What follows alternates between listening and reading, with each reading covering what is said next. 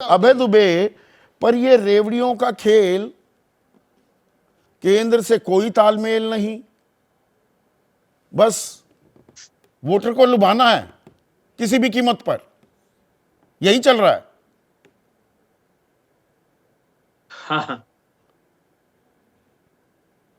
संदीप चौधरी जी, प्रधानमंत्री जी कम से कम चलिए राहुल गांधी जी की गारंटियों से डर तो गए और उन्होंने भी झूठी ही सही घोषणा करना प्रारंभ किया। मोदी की गारंटी नाम दे रहे हैं वो। अभी मेरे साथी ने कहा कि सरकार की नीयत जो है, सरकार की नीतियां किसान के पक्ष में। मैं पहले 20 सेकंड में सरकार किसानों के पक्ष में कैसे वो बता देता हूं। 19-20 में 4.68% कुल बजट का कृषि बजट था, उसको घटा करके 23-24 में इन लोगों ने 2.8% कर दिया। एग्रीकल्चर कमेटी ने ये इस पर गहरी चिंता व्यक्त की है। 78,000 करोड़ सरेंडर कर दिया। शर्मनाक बात है, आपने बिल्कुल ठीक रेखांकित किया कि मई में प्रधानमंत्री जी प्रधानमंत्री बनते हैं और सबसे पहला कुठाराघात किसानों पे करते हैं। जून में परिपत्र जारी करते हैं सारी स्टेट्स में कि अगर 150 रुपए का जो बोनस आप धान पर और गेहूं पर दे रहे हो ये बंद नहीं किया तो जितना पीडीएस की आवश्यकता है उतना हम खरीदेंगे। प्रधानमंत्री फसल बीमा योजना में 40,000 करोड़ रुपए निजी कंपनियों ने कमा लिए। मोदी जी के राज्य ने उसको बंद कर दी, गुजरात ने 6 प्रांतों में, जिसको मोदी जी कहते थे कि ये विश्व की सबसे अच्छी फसल बीमा योजना है। अब आ जाइए, बहुत महत्वपूर्ण खुलासा मैं करता हूं आपके शो में। मध्य प्रदेश, महाराष्ट्र और गुजरात, सिर्फ 3 प्रांतों का उदाहरण दूंगा। अभी रबी की फसल में मोदी जी ने जो घोषणा की है, गेहूं 2275 रुपए। मध्य प्रदेश कहता है नहीं साहब, मोदी जी लागत ही नहीं निकलती, आप कम से कम 2400 रुपए दीजिए। महाराष्ट्र कह रहा है 4131 और गुजरात मोदी जी का कह रहा है 3850। आखिरी फसल एक और बता देता हूं, चने की। मध्य प्रदेश मांग रहा है 5500, महाराष्ट्र मांग रहा है 6500 और गुजरात मांग रहा है 6700। इन्होंने घोषित किए 5440। मतलब मोदी जी के प्रांत ही मान रहे हैं कि लागत इतनी बढ़ा दी आपने, जो मैं हर शो में कहता हूं 35,000 रुपए हेक्टेयर इनपुट कॉस्ट इन्होंने बढ़ा दी। 12 से 18% तक जीएसटी इन्होंने ट्रैक्टर पर, कीटनाशक पर, खाद पर, कृषि यंत्रों पर लगा दिया और 2,85,000 करोड़ रुपए साल किसानों की जेब से सीधा खींच रहे हैं। और इनके सारे आंकड़े याद कर लिए आपने अभय दुबे। एक मिनट, ये सारे आंकड़े दरअसल स्वामीनाथन आयोग पर आधारित हैं। स्वामीनाथन आयोग ने कहा C2+50 दें, आपने वो आयोग बनाया 2006 में, 2008 में रपट भी आ गई, रिपोर्ट आ गई, 6 साल तक उस पर आप बैठे रहे। कौन सा C2+50 आपने दे दिया? तब कौन से राज्यों के लागत के आकलन आपने माने और उस पर MSP निर्धारित की?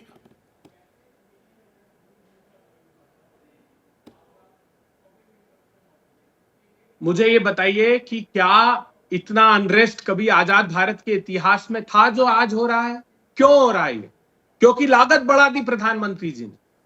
जब खेती की लागत इतनी बढ़ा दोगे कि आप किसान फसलें बेचे तो उसका दाम भी नहीं मिले, तो फिर बेचारा किसान करेगा क्या? और एक और खुलासा कर दूं, माफ कीजिएगा, प्रधानमंत्री की जो ये गरीब कल्याण योजना है ये बंद कर दी गई है। ये बार बार भारतीय जनता पार्टी के लोग कहना बंद करें कि वो प्रधानमंत्री जी ने 5 साल के लिए अनाउंस किया। बिल्कुल नहीं। ये जो फूड सिक्योरिटी एक्ट के तहत 80 करोड़ लोगों को 2 और 3 रुपए में गेहूं और चावल मिल रहा था, वो 2 और 3 रुपए की रियायत प्रधानमंत्री जी ने दी है, मतलब 15 रुपए महीना सिर्फ, वो बंद कर दी इन्होंने। उसका खर्च कितना आ रहा है? आखिरी बात, 2,640 करोड़ रुपए सालाना खर्च आएगा प्रधानमंत्री जी। ये जो 1,90,000 करोड़ रुपए सरकार बियर कर रही, बिल्कुल झूठ बोलना बंद कर दीजिए देश के सामने। किसानों के साथ सबसे ज्यादा कुठाराघात अगर किया है किसी ने तो वो भारतीय जनता पार्टी की सरकार ने किया है। आपने पिछली कब दी थी किस्त? 2,15,00,000 किसान कम कर दिए प्रधानमंत्री सम्मान निधि योजना में से। बताइए 13वीं और 14वीं किस्त में कितने किसान? 10,71,00,000 पैसे दिए जा रहे हैं ना, प्रॉपर टारगेटिंग की जा रही है ना। जो जो बेजा इस्तेमाल कर रहा था उस स्कीम का, उनकी वेटिंग हो रही है। अब आप बाल की खाल निकालने लगते हैं जी। 15 नवंबर को अब ये पैसे आए, ठीक चुनाव से पहले, तो वो पैसे तो ड्यू थे। कैसे बाल की खाल? एग्रीकल्चर सेंसस किसने कराया? मोदी सरकार ने कराया ना। कितने किसान है उसमें? 15-16 में ये बताया इन लोगों ने कि 14 करोड़ 65 लाख देश में किसान है। तो फिर 8 करोड़ को क्यों देंगे साहब? फिर बता दीजिए कि हमने जो सेंसस एग्रीकल्चर किया था वो झूठा था। आपने खुद ने कहा, पहले कहा था स्मॉल और मार्जिनल फार्मर लेंगे, फिर प्रधानमंत्री जी ने घोषणा की कि नहीं, सारे किसानों को शामिल करूंगा। तो दिन ब दिन आप काटते जा रहे हैं। आपके एनएसएसओ ने बताया कि 27 रुपए प्रतिदिन की आमदनी रहेगी। प्रधानमंत्री जी, हमने तो नहीं बताया।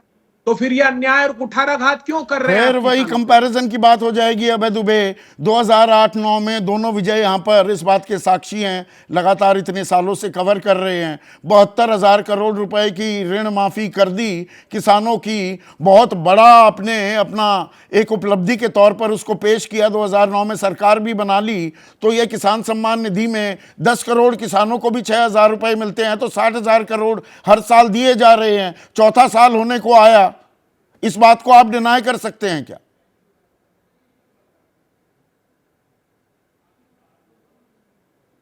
चार साल से ज्यादा हो गए जब लागत इन्होंने बढ़ाई। 15 करोड़ हेक्टेयर में खेती होती है, 2,86,000 करोड़ रुपए सीधे किसान से छीन रहे प्रधानमंत्री जी। लागत नहीं बढ़ाते।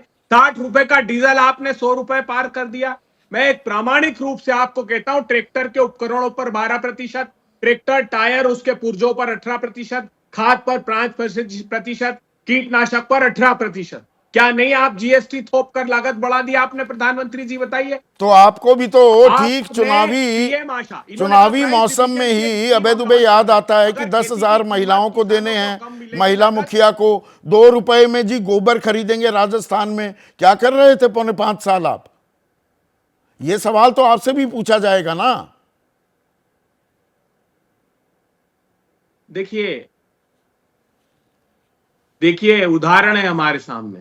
सरकार बनी, सरकार बनते ही कर्नाटका में हम ऐसा नहीं कर रहे कि 3 महीने पहले लॉन्च की, कई कल्याणकारी योजनाएं, 10 लाख रुपए तक का बीमा से सबका इलाज हो रहा था, उसको 25 लाख कर दिया अशोक गहलोत जी की सरकार ने। कर्नाटक में 78 लाख परिवारों को 10 किलो अनाज दूसरे महीने से 100 दिन के अंदर हमने देना प्रारंभ कर दिया। 16 करोड़ बहनों ने बस की यात्रा सफर की। 1 करोड़ 35 लाख बहनों का रजिस्ट्रेशन हो गया, 2,000 रुपए महीना। ये राज्य अलग हैं। 1 करोड़ 51 लाख परिवार। राज्यों का संघी तो है ये देश। राज्य और केंद्र में कुछ तालमेल होना चाहिए। केंद्र में कुछ होता है, केंद्र में अब आप पुरानी पेंशन योजना सब जगह लागू करने की बात कर रहे हैं। घोषणा हुई थी वाजपेयी के टाइम में, पर जमीन पर किसने उतारा? उस वक्त के प्रधानमंत्री मनमोहन सिंह, उस वक्त के वित्त मंत्री पी चिदम्बरम ने ना। अब पुरानी पेंशन योजना को आप डस्टबिन में डालने चल पड़े। तो केंद्र में होते हुए और राज्यों में होते हुए ये कौन सा तालमेल है? समय की आवश्यकता है। और ओपीएस पेंशन जो है स्टेट सब्जेक्ट है, लेकिन एमएसपी मोदी सरकार को राष्ट्रीय स्तर पर तय करना चाहिए था। आपने बिल्कुल सीधा और सही सवाल खड़ा किया। प्रधानमंत्री जी, आपने एक कमेटी बना दी थी, उसमें निर्णय तक नहीं लिया। पूरे देश में आपको एक समान एमएसपी लागू करनी चाहिए। सिर्फ आप चुनाव सत्ता की भूख मिटाने के लिए मध्य प्रदेश और राजस्थान में क्यों घोषणा करते हैं? पूरे देश का किसान आंदोलित हुआ, 700 से अधिक किसानों की शहादत हो गई। आपने कमेटी बनाई, ये वादा किया था कि हम न्याय करेंगे। आप बताइए, चुनाव के पहले का वादा था आपका। आप मुख्यमंत्री थे गुजरात का, तब का वादा था। आप पूरा करिए समूचे देश में। जो आज राजस्थान में घोषित कर रहे हैं, मध्य प्रदेश में घोषित कर रहे हैं, तो आपका दायित्व है। ये तो राष्ट्रीय स्तर पर आपको तय करना चाहिए। आपका भी था। 2011 में working group on consumer affairs के अध्यक्ष थे, तब गुजरात के मुख्यमंत्री थे नरेंद्र मोदी, जो आज देश के प्रधानमंत्री हैं। तत्कालीन प्रधानमंत्री को चिट्ठी लिखी थी कि एमएसपी को कानूनी जामा पहना दो। आपने पहनाया?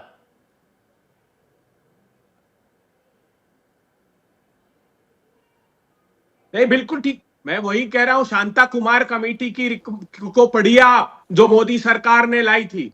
उसने कांग्रेस पार्टी के समय किसानों के लिए किए गए कामों की भूरी भूरी प्रशंसा की है। इतनी भूरी की थी कि 6% खरीदी होती है एमएसपी पर। लेकिन आज इन्हीं की समितियां कह रही, इन्हीं का सीएसीपी कह रहा है कि एमएसपी का मूल्यांकन सही नहीं होता। ठीक है। जैसे ही घड़ी का काटा दोपहर 2:30 पे आए, बबीता जी का दिल सास बहू साजिश के लिए मचल जाए।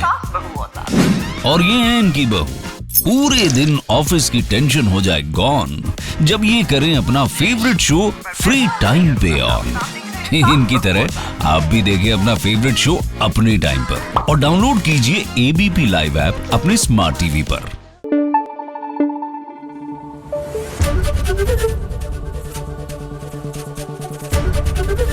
एबीपी न्यूज आपको रखे आगे।